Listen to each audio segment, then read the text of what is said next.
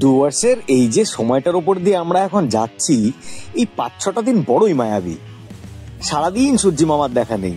ছাদের নিচে বসলে ঠিক আছে, নয়তো বাইরে গেলেই মাথা ভিজে যাচ্ছে ঝিরিঝিরি কুয়াশার চক্করে। বাউদিয়া তো জঙ্গল আর নদীর মাঝখানে, তাই আমাদের প্রকৃতির সব রঙের উপলব্ধিটাও বেশি। নদীটায় বাদ দেয় এখন আর জল গা ঘেঁষে যায় না, তাই আমরাই যাই হাঁটতে হাঁটতে নদীর কাছে।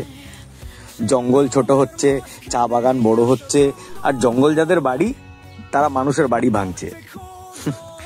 যে তালে সিস্টেম চলছে, সে ধর্মই হোক আর অধর্ম, আমরা কোথায় গিয়ে দাঁড়াবো জানি না। যাই হোক, এটা বাউদিয়া, আমরা এখানে সারাক্ষণ আনন্দ করি। আপনারাও এরম এসে আমাদের সাথে আনন্দ করতে পারেন।